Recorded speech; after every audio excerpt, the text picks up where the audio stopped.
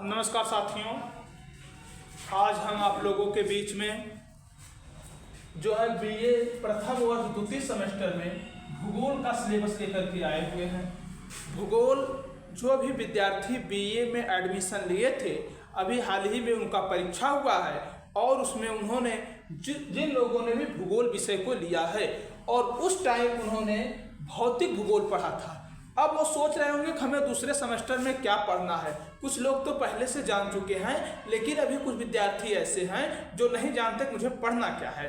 तो हम अपने इसमें जो है इस वीडियो में हम आपको बताएंगे भूगोल जो है कि प्रथम वर्ष के द्वितीय सेमेस्टर में जो मुझे पढ़ना है वह है मानव भूगोल। आपने पहले में पढ़ा है भौतिक भूगोल। जैसा कि आप जानते हैं भूगोल की दो प्रमुख शाखाएं हैं, भौतिक भूगोल और मानव भूगोल। तो आपने भौतिक भूगोल को पढ़ चुका है और आप दूसरे सेमेस्टर में आप पढ़ेंगे मानव भूगोल।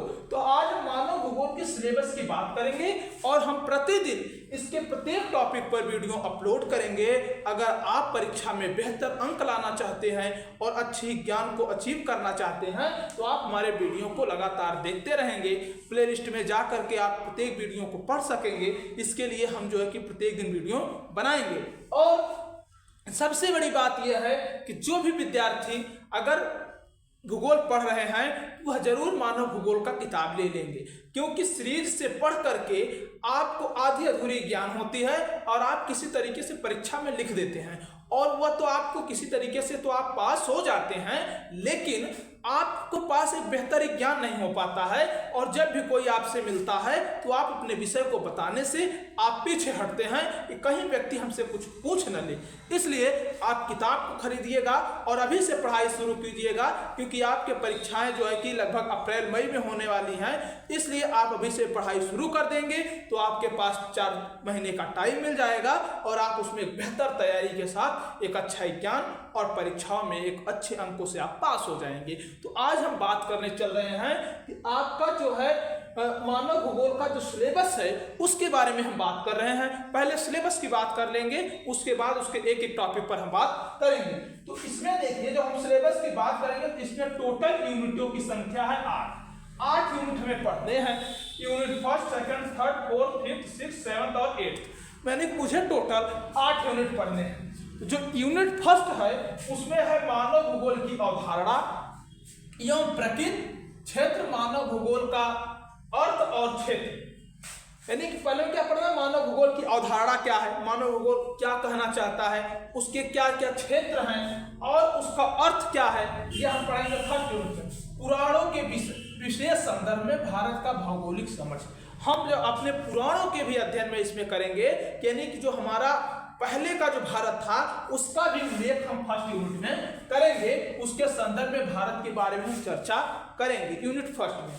अगर हम यूनिट सेकंड की बात कर लें साथियों, तो उसमें हम देखते हैं कि मनुष्य और पर्यावरण का संबंध। यूनिट सेकंड में क्या है, पर्यावरण और मनुष्यों के बीच में क्या संबंध है उसके बारे में हम पढ़ेंगे।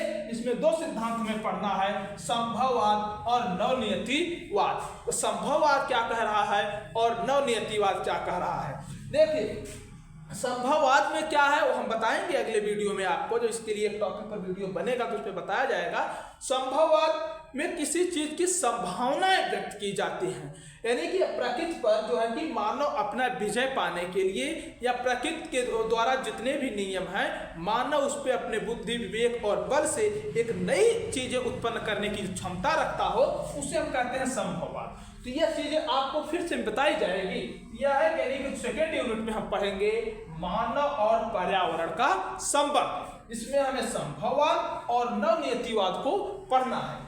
अगले यूनिट थर्ड में देखिए क्या है। यूनिट थर्ड में हमें पढ़ना है जनसंख्या का वितरण और विश्व पैटर्न, यानी कि जनसंख्या का पूरे विश्व के स्तर पे जब इसे पढ़ेंगे तो हम देखेंगे संपूर्ण विश्व में जनसंख्या का निवास किस प्रकार से है। कहीं पर जनसंख्या बहुत अधिक है, कहीं पर जनसंख्याएं निम्न है और कहीं पर जनसंख्याएं बिल्कुल कम है। इसका क्या कारण है, इसके कारण के परिणाम को और प्रभाव को भी हम पढ़ेंगे। ठीक, इसमें दिया वैश्विक प्रवास के कारण और परिणाम, यानी कि वैश्विक स्तर पर जब हम इसको देखेंगे तो क्या पूछ रहा है? प्रवास के कारण। प्रवास क्या होता है? व्यक्ति को एक जगह से दूसरे जगह पर चले जाना। वो क्यों जा रहा है छोड़ करके, उसके क्या कारण है, और जा रहा है तो उसका क्या परिणाम होगा, इसको भी हम देखेंगे। और अधिक जनसंख्या, कम जनसंख्या की अवधारणा क्या है।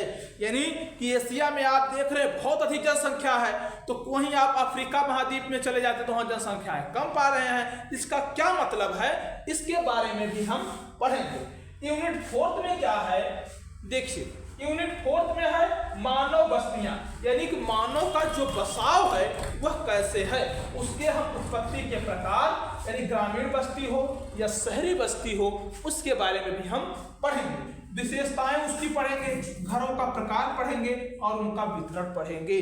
जो मानव का बसाव है वह किस प्रकार से है, उनके घरों का कैसी है और उनकी विशेषताएं क्या हैं, और साथ में उनका वितरण कैसा है, कहाँ पर अधिक मानव का बसाव है, कहाँ पर कम है, इसके बारे में भी हम चर्चा करेंगे। और अगले यूनिट में हम जब देखेंगे यूनिट 5वें में दिखा आदिम अर्थशास्त्र, यानी प्राचीन मानव का आर्थिक जीवन कैसा था। जो प्राचीन मानव था उसका आर्थिक जीवन कैसा था, हम इसके बारे में भी पढ़ेंगे।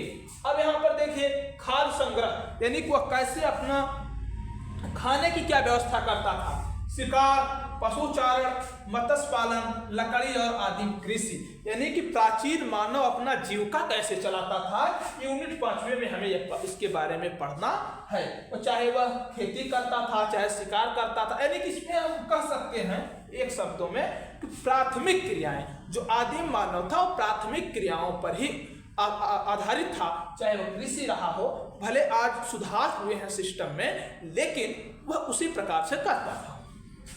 अगर यूनिट 6वें की बात करें, सांस्कृतिक क्षेत्र, सांस्कृतिक प्रसार, नस्ल, धर्म और भाषा।